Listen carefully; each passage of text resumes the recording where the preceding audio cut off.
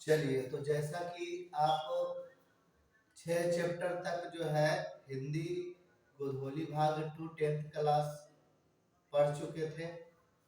आज जो है 7वां चैप्टर हम लोग पढ़ेंगे, जिसका नाम है परंपरा का मूल्यांकन।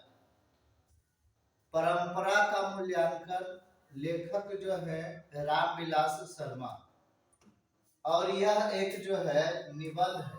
यह एक क्या है? निबंध।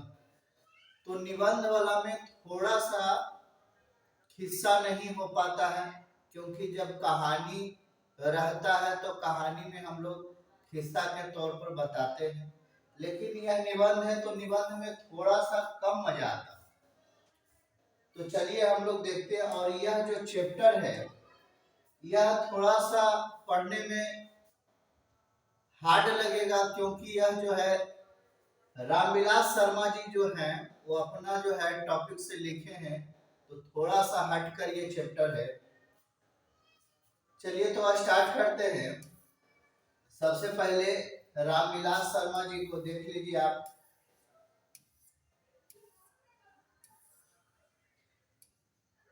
लेखक परिचय सबसे पहले हम लोग जानते हैं। लेखक परिचय इसमें क्या कह रहा है कि लेखक परिचय देखिए, इस पाठ के लेखक जो हैं, इस पाठ के लेखक रामविलास शर्मा जी हैं। इनका जन्म 10 अक्टूबर 1912 ईस्वी के उत्तर प्रदेश के उच्चगांव सानी में हुआ था। देखिए सबसे पहले लेखक आपका रामविलास शर्मा जी। लेखक रामविलास शर्मा जी जन्म जो है 10 अक्टूबर 1912 ईस्वी को, है ना, उत्तर प्रदेश के उच्च गांव सानी में हुआ था। उत्तर प्रदेश के उच्च गांव सानी में, गांव का नाम क्या था? उच्च गांव सानी में इनका जन्म हुआ था। आगे देखिए, इन्होंने जो है बीए 1932 ईस्वी में किए और एमए जो है 1934 ईस्वी में किए। बीए कब किए? बीए 1932 ईस्वी में किए और एमए जो है 1934 ईस्वी में किए, लखनऊ विश्वविद्यालय से। एमए और बीए जो है ये लखनऊ विश्वविद्यालय से किए।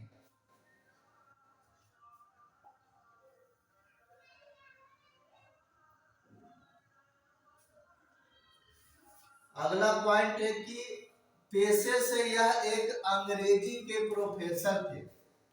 इनका पेशा क्या था कि एक प्रोफेसर थे। किस चीज का? तो अंग्रेजी के प्रोफेसर थे। लेकिन दिल से हिंदी के प्रकांड पंडित और गहरे विचारक कवि थे। कितना बढ़िया है। मतलब ये प्रोफेसर इंग्लिश के थे, सभी चीज जो है इंग्लिश में हो रहा था, ये लिखे हिंदी में, और इनका दिल में जो है हिंदी बसता था। और यह जो है हिंदी में निबंध लिखा हुआ है, तो दिल से ये जो है हिंदी के प्रकांड पंडित और गहरे विचारक कवि थे।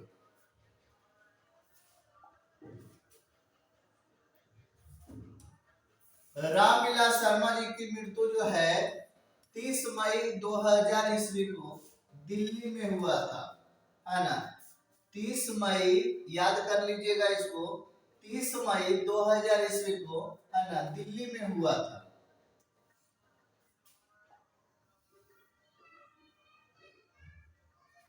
अब इनका रचना देखिए बहुत मस्त है। बहुत सारा इसका इनका जो है इनका रचना, निबंध, कविता जो है इन्होंने लिखे हैं। तो प्रमुख रचना इस प्रकार से है।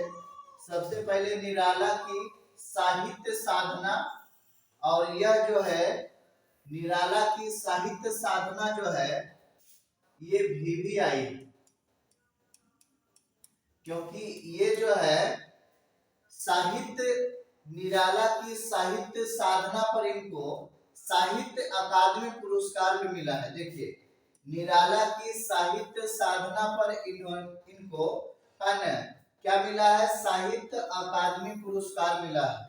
और जो भी कवि हैं, लेखक हैं, उनको साहित्य अकादमी पुरस्कार मिल जाना सर्वश्रेष्ठ कहलाते हैं। अगर ये जो है साहित्य अकादमी पुरस्कार उनको मिल गया, तब वो श्रेष्ठ जो है कवि माना गया है। क्योंकि कवि के दृष्टि से सबसे बड़ा तोहफा अगर बोला जाए तो यह साहित्य अकादमी पुरस्कार ही होता है। तो सबसे पहले था कि निराला की साहित्य साधना, दूसरा है भारतेंदु हरिश्चंद्र, प्रेमचंद्र और इनका युग, भाषा और समाज, भारत में भाषा समस्या, विराम चिन्ह और बड़े भाई इत्यादि और भी है।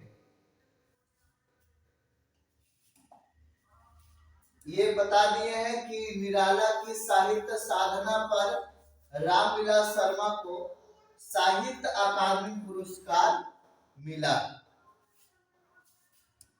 और इस चैप्टर से सबसे ज्यादा प्रश्न एग्जाम में लेखक परिचय से बनता है, सबसे ज्यादा। तो चलिए, लेखक परिचय से इतना सारा पॉइंट था। अब जो है हम लोग क्वेश्चन जो बुक में दिया गया है, क्वेश्चन सबसे पहले सभी प्रश्न को देखेंगे और इसका जवाब छोटा छोटा रहेगा। चलिए, तो पहला प्रश्न है कि परंपरा का ज्ञान किनके लिए सबसे ज्यादा आवश्यक है और क्यों। पहला प्रश्न है कि परंपरा का ज्ञान किनके लिए आवश्यक है, ठीक है, और क्यों आवश्यक है यह बताना। तो सबसे पहले इसका आंसर लिखेंगे कि जो लोग साहित्य में युग्म परिवर्तन करना चाहते हैं। क्या चीज में? जो लोग साहित्य में युग्म परिवर्तन करना चाहते हैं, क्रांतिकारी साहित्य रचना चाहते हैं, इनके लिए साहित्य की परंपरा का ज्ञान अति आवश्यक है। इस प्रकार से लिखेंगे। चलिए, दूसरा प्रश्न देखते हैं। चलिए, दूसरा प्रश्न क्या कह रहा है कि सबसे पहले कि परंपरा के मूल्यांकन में साहित्य के वर्गीय आधार का विवेक लेखक क्यों महत्वपूर्ण जो है मानता है। तो सबसे पहले इसका उत्तर किस प्रकार से लिखेंगे कि साहित्य की परंपरा का मूल्यांकन करते हुए सबसे पहले हम उस साहित्य का मूल निर्धारित करते हैं जो शोषक वर्गों के विरुद्ध श्रमिक जनता के हितों में प्रतिबिंबित करता है। इस प्रकार से दूसरा प्रश्न भी हो गया। चलिए, तीसरा प्रश्न क्या कह रहा है, साहित्य का कौन सा पक्ष अपेक्षाकृत अस्थायी होता है, इस संबंध में लेखक की राय स्पष्ट करें। इस संबंध में जो है लेखक की राय क्या है, इसे स्पष्ट करें। चलिए, उत्तर किस प्रकार से लिखेंगे कि साहित्य मनुष्य के संपूर्ण जीवन से संबंधित है। क्या लिखा गया है कि साहित्य जो है मनुष्य के संपूर्ण जीवन से संबंधित है। आर्थिक जीवन के अलावा मनुष्य एक प्राणी के रूप में अभी अपना जो है जीवन बिताता है। साहित्य का यह पक्ष अपेक्षाकृत अस्थायी होता है। थोड़ा सा हार्ड लगेगा इसलिए क्योंकि रामविलास शर्मा जी पता नहीं कैसे लिखे हैं, है ना। डिफिकल्ट टॉपिक ये लग रहा होगा। इससे ज्यादा प्रश्न एग्जाम में पूछता है भी नहीं, क्योंकि लेखक परिचय से ही इसका प्रश्न होता है। चलिए, प्रश्न नंबर चौथा,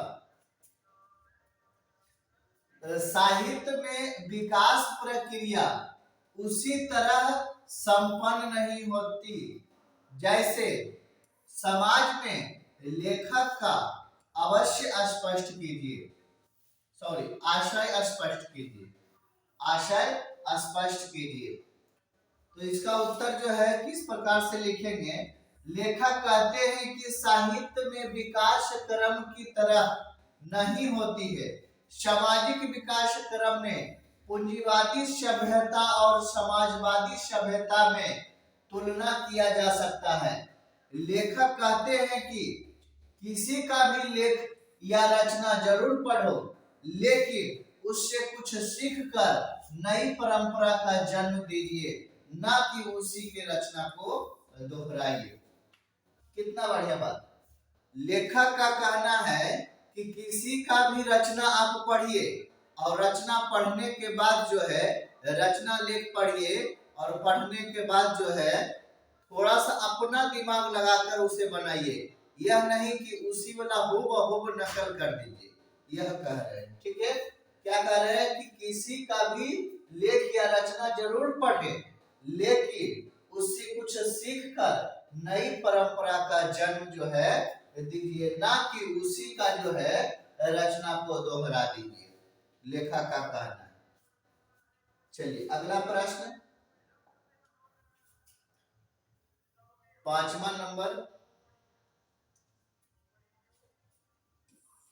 लेखक मानव चेतना को आर्थिक संबंधों से प्रभावित मानते हुए भी इसकी सापेक्ष स्वाधीनता किन दृष्टांतों द्वारा जो है प्रमाणित करता है। तो इसका आंसर किस प्रकार से लिखेंगे कि लेखक मानव चेतना को आर्थिक संबंधों से प्रभावित मानते हुए भी इनकी सापेक्ष स्वाधीनता स्वीकार करता है, क्योंकि आर्थिक संबंधों से प्रभावित होना एक परिस्थिति है। उस परिस्थिति स्वाधीन भाव का त्याग करना अनिवार्य नहीं है ना। क्या स्वाधीन भाव का त्याग करना अनिवार्य नहीं है। तो इस प्रकार से इसका आंसर लिखेंगे। प्रश्न नंबर 6।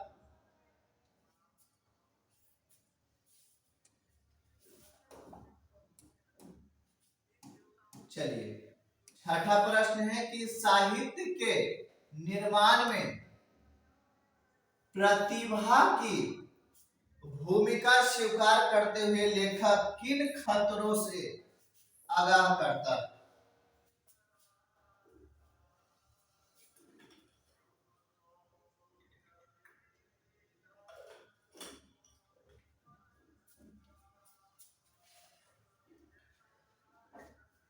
चलिए तो इस प्रकार से आंसर लिखेंगे कि साहित्य के निर्माण में प्रतिभाशाली मनुष्य की भूमिका निर्णायक है, लेकिन इन्होंने इस संबंध में सावधान किया है कि मनुष्य जो करते हैं वह सब अच्छा ही होता है, ये आवश्यक नहीं है।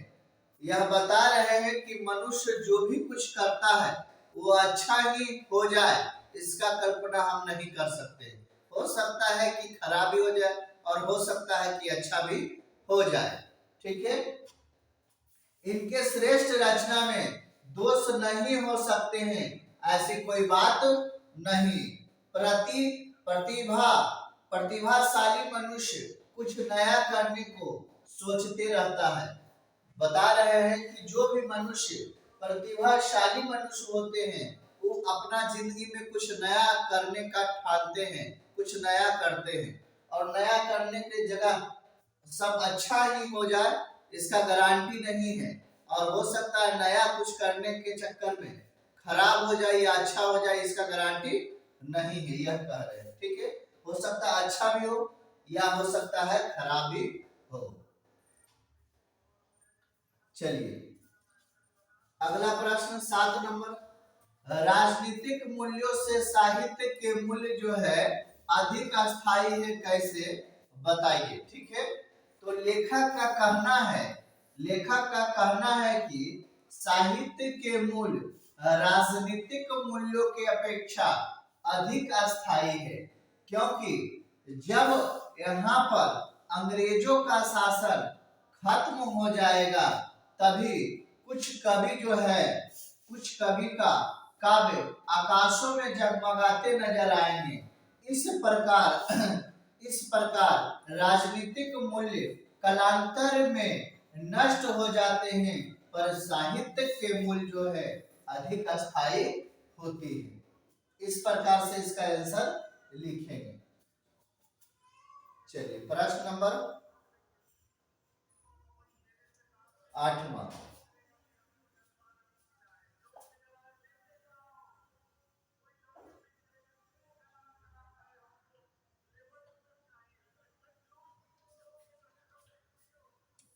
आठवां प्रश्न कहा गया है कि जातीय अस्मिता को लेखक किस प्रसंग में उल्लेख करता है, उसका क्या महत्व बतलाता है, इसके बारे में बताइए। तो इसका उत्तर इस प्रकार से लिखेंगे कि जातीय अस्मिता का उल्लेख है ना लेखक ने साहित्य के विकास के प्रसंग में किया है। इसका महत्व बताते हुए कहते हैं कि साहित्य के विकास में जातियों की विशेष भूमिका होती है। यूरोप के सांस्कृतिक विकास में जो भूमिका प्राचीन यूनानियों की है वह अन्य किसी जाति की नहीं है, चलिए तो इसका आंसर इस प्रकार से लिखेंगे। प्रश्न नंबर 9वां। जातीय और राष्ट्रीय अस्मिताओं के स्वरूप का अंतर करते हुए लेखक दोनों में क्या समानता बतलाए हैं, इसके बारे में बताइए।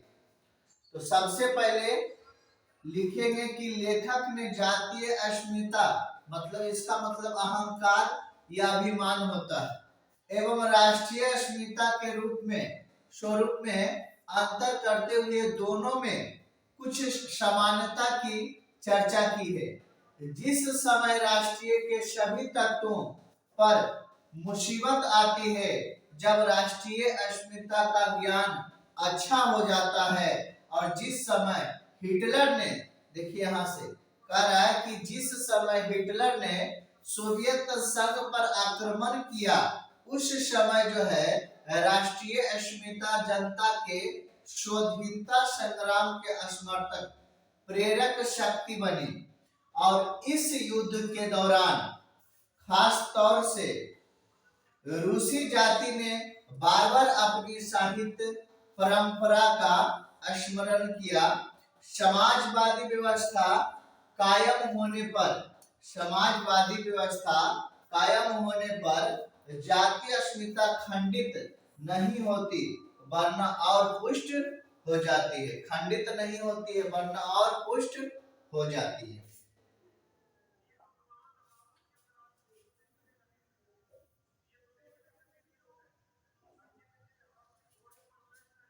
चलिए 10वां चैप्टर, बहुजातीय राष्ट्रीय की हैसियत से कोई भी देश भारत का मुकाबला जो है क्यों नहीं कर सकता है, इसके बारे में बताइए। बहुजातीय राष्ट्रीय की हैसियत से कोई भी देश जो है भारत का मुकाबला क्यों नहीं कर सकते हैं, इसके बारे में बताइए। चलिए तो छोटा सा इसका उत्तर, भारत एक ऐसा राष्ट्र है जहां सभी प्रकार की जातियां जो है बसती है, सबकी अपनी अपनी भाषा है, रीति रिवाज है, लेकिन सबका इतिहास एक है। अलग अलग भाषा है, अलग अलग जो है रीति रिवाज है, लेकिन सबका जो है इतिहास क्या है, तो सबका इतिहास एक है। राष्ट्र के निर्माण में इतिहास और संस्कृति की अहम भूमिका होती है। यहाँ जो है कवियों की भी विशिष्ट भूमिका है। कवि का जो है यहाँ जो है कवि का भी बहुत महत्वपूर्ण भूमिका यहाँ पर है। क्योंकि कवि जो है सबसे पहले लिख कर ही बताते थे कि क्या घटना हुआ, क्या वो अपने कविता के माध्यम से सभी को जागरूक करते थे। ठीक है, तो यहाँ पर जो है कवियों की भी क्या है, विशिष्ट भूमिका है। चलिए प्रश्न नंबर 11, भारत की बहुजातियां मुख्यतः संस्कृति है ना और इतिहास के है ना देन है, कैसे, यह पूछ रहे हैं कि कैसे है बताइए। तो लिखना है कि भारतीय सामाजिक विकास में व्यास और वाल्मीकि जैसे कवियों की विशेष भूमिका रही है। महाभारत और रामायण भारतीय साहित्य की एकता स्थापित करती है। भारत में विभिन्न जातियों का मिला जुला इतिहास रहा है, अर्थात भारत के कवियों द्वारा निर्मित संस्कृत बहुजाति स्थापित करती है। यहाँ की संस्कृत ने एकता का पाठ पढ़ाया है और यही भाव राष्ट्रीयता की है ना जड़ को क्या किया है, मजबूत किया है। देखिए कितना बढ़िया चीज है कि यहाँ की संस्कृति जो है एकता का पाठ पढ़ाया है, एकता के पाठ पढ़ाया है, इसीलिए जो है इसीलिए यहाँ का भाव राष्ट्रीयता का जड़ क्या है, मजबूत है, बना हुआ। ठीक है, चलिए अगला प्रश्न 12 नंबर, किस तरह समाजवाद हमारी राष्ट्रीय आवश्यकता है, इस प्रश्न में लेखक विचारों पर जो है प्रकाश डाले। विचारों पर क्या करिए, प्रकाश डालिए। ठीक है, लेखक के विचारों पर प्रकाश डालिए। चलिए, तो लेखक कहते हैं कि समाजवादी व्यवस्था कायम होने से ही अनेक छोटे बड़े राष्ट्र पहले से ज्यादा शक्ति संपन्न हो गए हैं। इनकी प्रगति की गति किसी भी पूंजीवादी देश की अपेक्षा बहुत तेज है। लेखक का मानना है कि समाजवाद हमारी जो है राष्ट्रीय आवश्यकता है। समाजवाद की स्थापना से ही हमारा राष्ट्र सिद्ध ही शक्ति संपन्न हो जाएगा। ठीक है, तो इस प्रकार से इसका आंसर लिखेंगे।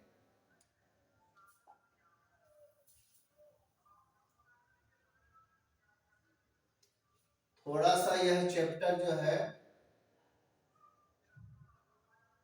हार्ड लग रहा होगा। चलिए 13 नंबर प्रश्न, निबंध का समापन करते हुए लेखक कैसा स्वप्न जो है देखता है, उसे साकार करने में परंपरा की क्या भूमिका हो सकती है, विचार करें। तो लिखना है कि लेखक निबंध का स्वप्न करते हुए उस दिन का स्वप्न देखता है जब देश में समाजवादी व्यवस्था कायम होगी। उसी दिन अधिक से अधिक लोग साक्षर होंगे, तब वे साहित्यकारों की रचना को पढ़ेंगे। जब पढ़ेंगे तो उस साहित्य से उनका पूरा परिचय होगा और सही अर्थ में साहित्य परंपरा का मूल्यांकन कर पाएंगे। तो इस क्वेश्चन का आंसर इस प्रकार से लिखेंगे।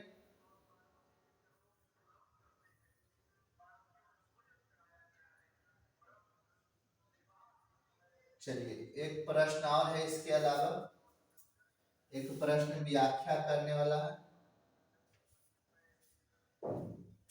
14 नंबर प्रश्न, साहित्य के सापेक्ष रूप में स्वाधीन होता है, इस मत को प्रमाणित करने के लिए लेखक ने कौन से तर्क और प्रमाण जो है उपस्थित किए हैं, इसके बारे में बताइए। तो सबसे पहले इसका उत्तर लिखेंगे। चलिए इसका उत्तर लिखेंगे कि लेखक के अनुसार भौतिकवाद मनुष्य की चेतना को आर्थिक संबंधों से प्रभावित मानते हुए इसके सापेक्ष स्वाधीनता स्वीकार करता है। यही कारण है कि साहित्य सापेक्ष रूप में स्वाधीनता होता है। इसे जो है प्रमाणित करने के लिए कहा है कि गुलामी अमेरिका और एथेंस दोनों में थी, किंतु एथेंस की सभ्यता ने सारे यूरोप को क्या किया, प्रभावित किया। पूंजीवादी विकास यूरोप के तमाम देशों में हुआ। रेफल लोनार्डो द विंची और माइकेल जो है एंजोलो इटली की देन है। यहाँ से जो है सबसे पहले किसकी देन है ना, रेफेल एनोडार्ड द विंची और जो है माइकेल, ये किसकी देन है। तो यहाँ पर जो है एक ऑब्जेक्टिव प्रश्न बनता है कि यह इटली के देन है। चलिए अब लास्ट प्रश्न व्याख्या करने वाला।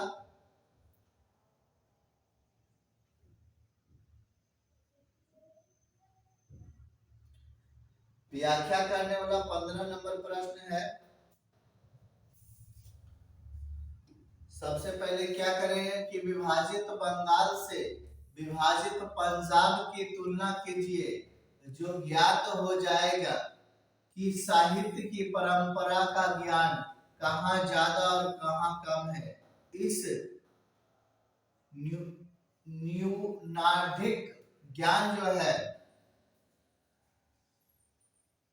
सामाजिक परिणाम क्या होता है, इसके बारे में व्याख्या करिए। तो सबसे पहले क्या लिखेंगे,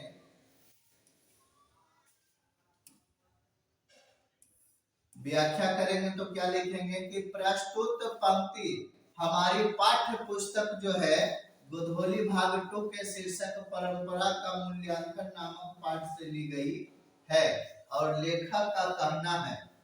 देखिए यहाँ तक जो है जो भी पॉइंट है, यहाँ तक 2 लाइन खुद से लिखना है।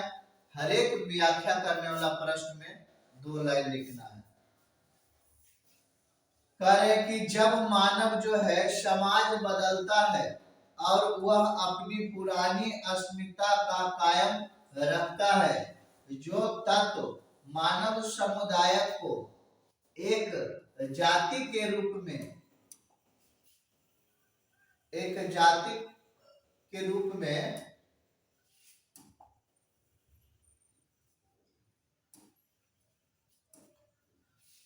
संगठित करते हैं। बंगाल विभाजन हुआ, ठीक है, किंतु पूर्वी और पश्चिमी बंगाल के लोगों को जब तक अपनी साहित्य परंपरा का ज्ञान रहेगा तब तक बंगाली जाति संस्कृति रूप से अविभाजित रहेगी। ठीक है, दोनों से तुलना करने के बाद पता चलेगा कहाँ ज्यादा है और कहाँ कम है। तो इस प्रकार से सब्जेक्टिव का 15 प्रश्न हो गया है। अब इसका कुछ ऑब्जेक्टिव प्रश्न जो ऑब्जेक्टिव प्रश्न दिया जाता है, जो VVI ऑब्जेक्टिव प्रश्न, कुछ प्रश्न इससे 2-4 प्रश्न पूछे जाते हैं। तो चलिए हम लोग देखते हैं। सबसे पहले रामविलास शर्मा का जन्म कब हुआ था? तो 10 अक्टूबर 1912 ईस्वी को रामविलास शर्मा का जन्म कब हुआ था? तो 10 अक्टूबर 1912 ईस्वी को हुआ था। और मृत्यु 2000 ईस्वी में अभी बताए थे, 2000 ईस्वी में मृत्यु हुआ था। रामविलास शर्मा का जन्म जो है कहाँ हुआ था?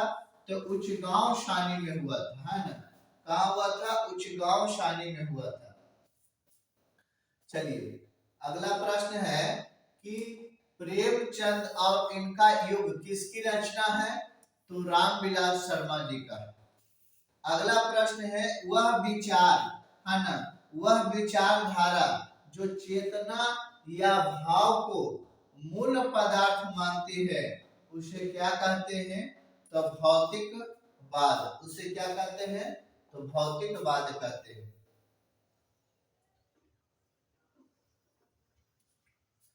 अगला प्रश्न है कि सारे यूरोप के लोग किस सभ्यता से प्रभावित थे? तो एथेंस की सभ्यता से। अभी बताए थे कि एथेंस की सभ्यता से सारे यूरोपीय लोग जो है ना, वो प्रभावित थे। सेली और बायरन कहाँ के थे? तो ये दोनों यूनान के थे। जार शाही शासक है ना, शासन जो है का संबंध किससे था? तो ये जार शाही का संबंध किससे था? तो रूस से।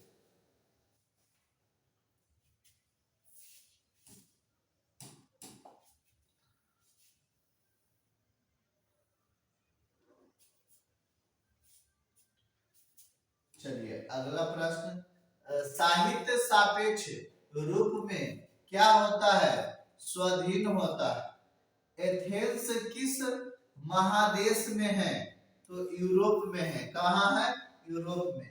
वायरस वायरस किस भाषा के कवि है? तो अंग्रेजी भाषा के। अंग्रेजी भाषा के।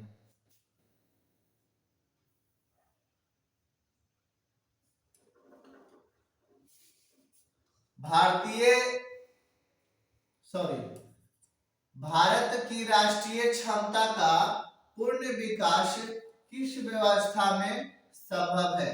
तो समाजवादी व्यवस्था में संभव है। साहित्य की परंपरा का पूर्ण ज्ञान किस व्यवस्था में संभव है? तो समाजवादी व्यवस्था में संभव है। समाजवादी व्यवस्था में क्या है? संभव है। अगला प्रश्न 13 नंबर का रहा है कि परंपरा का ज्ञान किसके लिए आवश्यक है? तो जो लकीर के फकीर ना होकर क्रांतिकारी साहित्य की रचना करना चाहते हैं, है ना, लकीर के फकीर ना होकर जो क्रांतिकारी साहित्य की रचना करना चाहते हैं उनके लिए। चलिए, रूस की क्रांति कब हुई थी? रूस की क्रांति कब हुई थी? 1917 ईस्वी में। 1917 ईस्वी में हुआ था। चलिए अगला प्रश्न, व्यास जी और वाल्मीकि जी की रचना कौन सा है? तो गीता और क्या है? रामायण है। अगला प्रश्न है कि परंपरा का मूल्यांकन किसकी पुस्तक है? तो रामविलास शर्मा जी का। किसकी है? रामविलास शर्मा जी का। शेक्सपियर कौन थे? तो यह एक नाटककार थे। शेक्सपियर कौन थे? तो यह जो है नाटककार थे। चलिए अगला प्रश्न है कि निराला की साहित्य साधना कितने खंडों में चर्चित की गई है? तो 3 खंडों में जो है चर्चित की गई है। 19 नंबर प्रश्न है कि डॉक्टर रामविलास शर्मा की मृत्यु जो है कब हुआ था? तो 2000 ईस्वी में दिल्ली में हुआ था। सबसे लास्ट प्रश्न 20वां नंबर कह रहे हैं कि दूसरों की नकल कर लिखा गया साहित्य जो है कैसा होता है? तो अधम होता है, उन्हें खराब होता है। चलिए 20 प्रश्न था। अब सबसे पहले आप जो है स्क्रीनशॉट लीजिए, इसका नोट्स बनाइए, इसको 2 बार पढ़िए, तब जो है यह चैप्टर जो है आपको ज्यादा समझ में आएगा।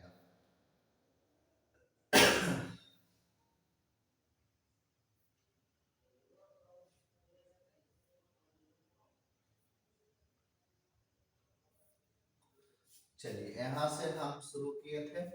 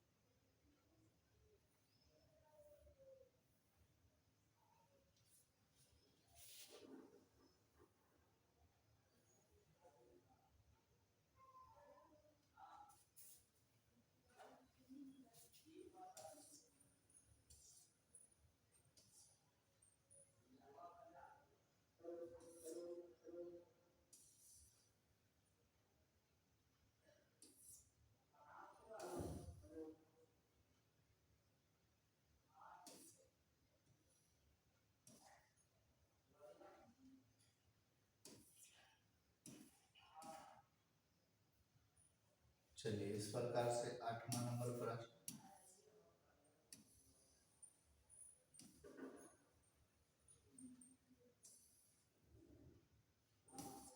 चलिए 9वां नंबर प्रश्न।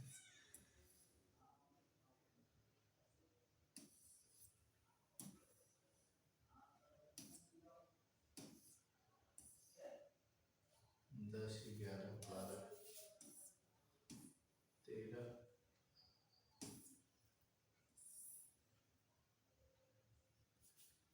14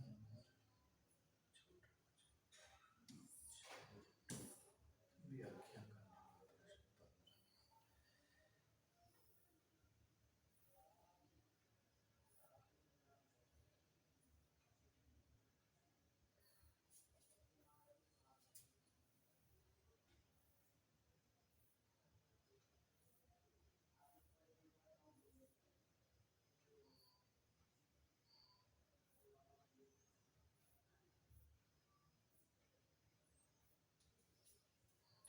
चलिए तो इस प्रकार से जो है यह चैप्टर थोड़ा सा हार्ड लगा हुआ पढ़ने में। आशा करता हूं कि इसका नोट्स आप बनाइएगा और इसे 2 बार, कम से कम आप 2 बार पढ़िए तो ज़्यादा समझ में आएगा। और इस चैप्टर से कम ही क्वेश्चन जो है एग्जाम में पूछा जाता है। तो चलिए अगला वीडियो में हम लोग मिलते हैं अगले चैप्टर।